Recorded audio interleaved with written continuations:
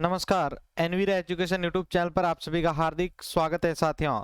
तो India GK MCQ 1000 प्रश्नों की सीरीज के अंदर आज हम जो है दूसरा वीडियो आपके सामने लेके आ चुके हैं। इससे पहले के वीडियो में हमने पूर्व पाषाण काल के महत्वपूर्ण प्रश्नों को डिस्कस किया था और इस वीडियो के अंदर हम सिंधु घाटी सभ्यता पर आधारित महत्वपूर्ण प्रश्नों को डिस्कस करने वाले हैं साथियों। वीडियो को शुरू करने से पहले एक छोटा सा रिक्वेस्ट है आप सभी से कि अगर आप इस चैनल पर नए हैं तो चैनल को सब्सक्राइब कर लीजिएगा और ये वीडियो अच्छा लगा तो इसको लाइक जरूर कीजिएगा। तो साथियों, बिना किसी वक्त को गवाए शुरू कर रहे हैं आज के हमारे इस वीडियो को।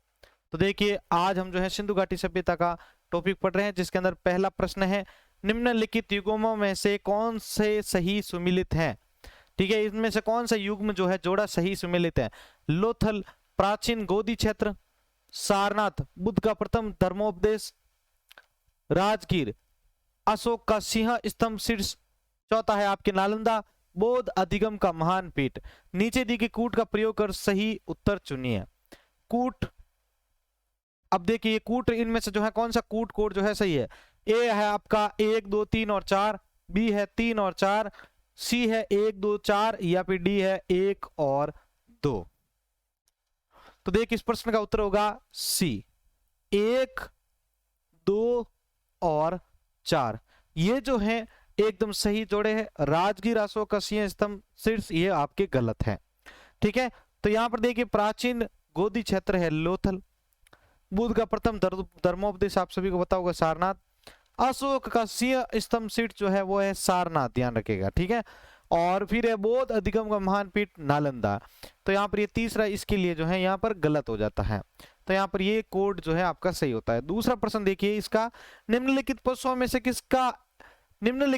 से किस एक का हड़प्पा संस्कृति में मिली मोहरों और टेराकोटा कलाकृतियों के निरूपण में नहीं हुआ था। गाय, हाथी, गैंडा या बाघ। तो देखिए इस प्रश्न का उत्तर होगा आपके ए गाय। मोहरों पर गाय, ऊंट, घोड़ा व शेर को प्रदर्शित नहीं किया गया था। एक श्रृंगी बैल अधिकांशतः मोहरों पर दर्शाया गया था। तीसरा प्रश्न है, सूची फर्स्ट को सूची सेकंड के साथ सुमेलित कीजिए। यानी प्राचीन स्थलों को पूरा तात्विक खोजों के साथ आपको सुमेलित करना है और नीचे दी गई कूट का प्रयोग कर सही उत्तर देना है आपको। यहाँ पर देखिए आपके प्राचीन स्थल और ये आपके पुरातत्वीय खोज। लोथल जुता हुआ खेत, कालीबंगन गोदीबाड़ा, धौलावीरा पक्की मिट्टी की बनी हुई हल्की प्रतिकृति या डी है आपके बनवाली हड़प्पन लिपि के बड़े आकार के 10 चिन्हों वाला एक शिलालेख। तो नीचे आपके कोट दे रखे हैं, इनमें से कौन सा कोड सही है साथी बताइए। तो देखिए इस प्रश्न का सही उत्तर होगा आपके बी। ठीक है, ये जो बी वाला जो कूट कोड है वो आपका सही होता है।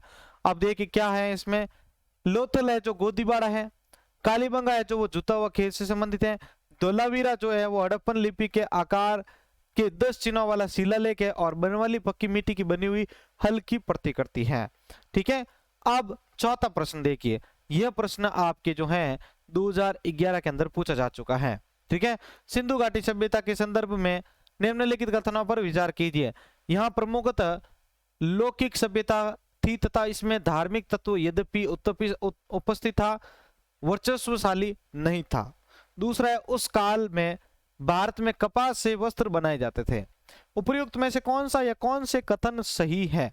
केवल एक, केवल दो, केवल एक और दो या फिर ना तो एक ना ही दो, यानी कोई भी नहीं।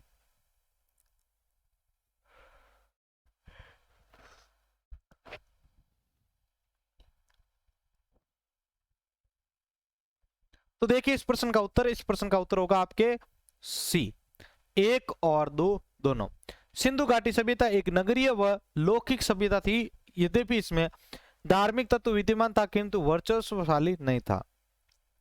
इस काल में ना तो आंतरिक बल्कि बाह्य व्यापार भी उन्नत दशा में था। इस काल में सूती वस्त्र बनाए जाते थे जिसके प्रमाण हमें मोहनजोदड़ो से मिलते हैं। मेहरगढ़ से कपास की खेती करने का साक्ष्य भी मिला है। पांचवा प्रश्न देखिए, निम्नलिखित में से कौन सा या कौन से लक्षण सिंधु सभ्यता के लोगों का सही चित्रण करता या करते हैं। पहला है आपके उसके विशाल महल और मंदिर होते थे। दूसरा, ये देवी देवताओं दोनों को पूजा करते थे। तीसरा है ये युद्ध में घोड़ों द्वारा खींचे गए रथों का प्रयोग करते थे। अब देखिए नीचे दिए गए कूट का प्रयोग कर सही कथन को चुनना आपको, केवल एक और दो, केवल दो, केवल सॉरी एक, दो और तीन, तीनों, या फिर उपयुक्त कथन में से कोई भी सही नहीं है।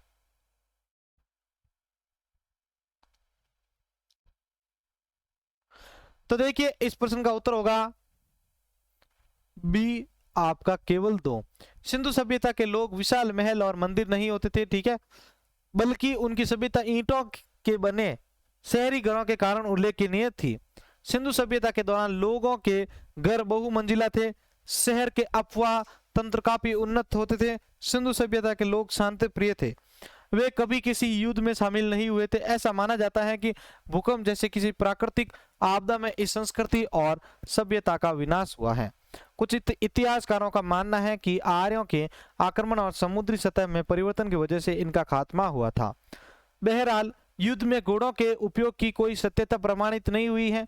इनके अतिरिक्त सिंधु सभ्यता की मोहरों में छपा हुआ स्वस्तिक चिन्ह व जानवरों की आकृति उनके धार्मिक आस्था के बारे में बतलाता है। वहां पाई गई मूर्तियों से भूतत्वविदों को पता चला कि उस समय के लोग मां रूपी देवी तथा पितृ रूप देवता की पूजा करते थे, जो शायद समग्र जाति के स्वरूप थे। प्रश्न छठा देखिए, विशाल स्नानागार यानी ग्रेट बाथ कहां मिलता था? ग्रेट बाथ, अब देखिए लोथल, चहुंदड़ो, हड़प्पा या मोहनजोदड़ो। तो देखिए इस प्रश्न का उत्तर होगा डी मोहनजोदड़ो में। 11.88 मीटर तथा लंबा तथा 701 मीटर चौड़ा तथा 2.43 मीटर गहरा विशाल स्नानागार मोहनजोदड़ो में मिला है। यह विशाल स्नानागार धर्मानुष्ठान संबंधी स्नान के लिए था। मार्शल ने इसे तत्वकालीन विश्व का एक आश्चर्यजनक निर्माण कहा है। प्रश्न 7 है, सिंधु घाटी सभ्यता की लिपि कौन सी थी? ब्राह्मी, तमिल, खरोष्टी या अज्ञात? तो देखिए इस प्रश्न का उत्तर होगा आपके डी अज्ञात। सिंधु घाटी सभ्यता की लिपि का वचन अभी नहीं हो सका है। उनकी लिपि 400 से अधिक अक्षर या चित्र पर आधारित चित्राकार प्रकार की है। ब्राह्मी तथा खरोष्टी लिपि को सर्वप्रथम 1837 ईस्वी में जेम्स प्रिंसेप ने पढ़ा था। तमिल लिपि का उद्भव बाह्य लिपि से हुआ माना जाता है। 8वां प्रश्न है, सिंधु घाटी सभ्यता के लोग किस देवता की पूजा करते थे? ए है आपका विष्णु, बी है ब्रह्मा, सी है इंद्र और डी है आपका पशुपति। तो देखिए इस प्रश्न का उत्तर होगा आपके डी पशुपति। सिंधु घाटी के लोग पशुपति शिव की पूजा करते थे। इनका प्रमाण हमें मोहनजोदड़ो से एक मोहर जिस पर योगी की आकृति बनी हुई है से प्राप्त होता है। इसके अतिरिक्त विभिन्न स्थानों से प्राप्त प्रस्तर लिंग की आकृतियों से हमें शिव पूजा का प्रमाण भी मिलता है। इसके अतिरिक्त सिंधु सभ्यता के लोग मातृ देवी की मूर्तियों की भी पूजा करते थे। आगे देखिए 9वां प्रश्न है, सिंधु घाटी सभ्यता के शहरों की गलियां थी चौड़ी और सीधी? देखिए ये इंपॉर्टेंट क्वेश्चन है, एग्जाम में पूछा जा चुका, ध्यान रखना। सीधी और चौड़ी, तंग और मैली, फिसलन वाली या तंग और टेढ़ी? तो देखिए इस प्रश्न का उत्तर होगा आपके ए चौड़ी और सीधी। 10वां प्रश्न है, मोहनजोदड़ो में सबसे बड़ा भवन कौन सा था?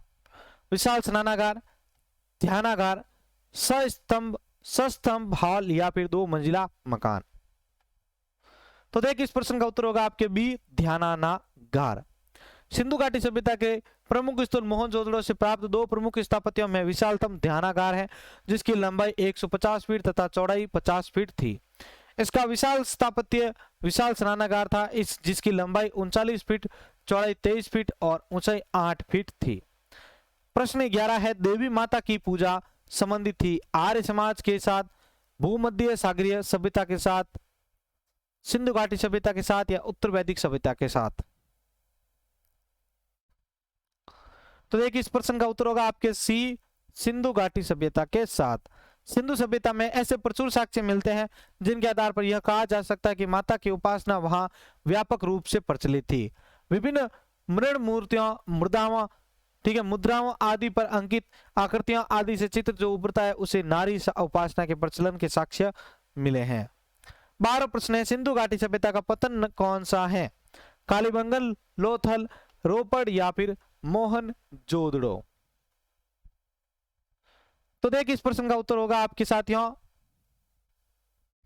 डी, लाल मृद भांड तथा चित्रित कृष्ण वर, ठीक है, चित्रित कृष्ण वर्ण आकृति सिंधु घाटी सभ्यता तथा धूसर एवं चित्रित दूसर मार्ग मृद भांडों आर्यों से संबंधित माने गए हैं।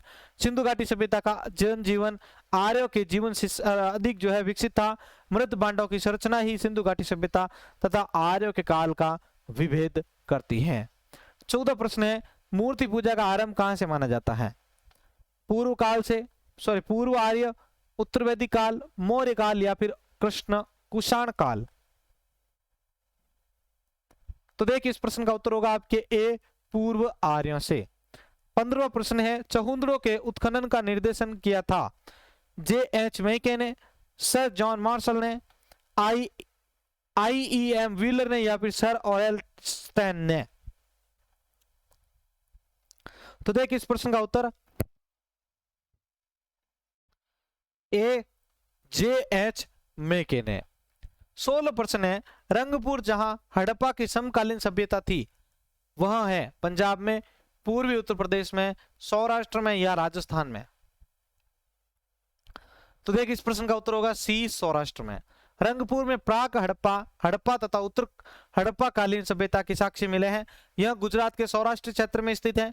प्राप्त साक्ष्यों के आधार पर यह प्रमाणित किया गया है कि यहाँ के निवासी कृषक चावल, बाजरा, जवार के कृषि से संबंधित थे। प्रश्न 17 है, ददेरी एक परवर्ती हड़प्पीय पुरा स्थल है, जम्मू का, पंजाब का, हरियाणा का या उत्तर प्रदेश का?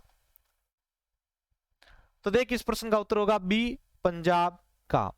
18 प्रश्न है, हड़प्पा सभ्यता स्थल लोथल कहां पर स्थित है? गुजरात में, पंजाब में, राजस्थान में या सिंध में? तो देखिए इस प्रश्न का उत्तर होगा आपके ए, गुजरात के अंदर। हड़प्पा सभ्यता स्थल लोथल गुजरात के अहमदाबाद जिले में स्थित है। इस स्थल की खुदाई सन 1957-58 में रंगनाथ राव के नेतृत्व में हुई थी। किसके नेतृत्व में हुई थी साथियों? रंगनाथ राव के नेतृत्व में हुई थी।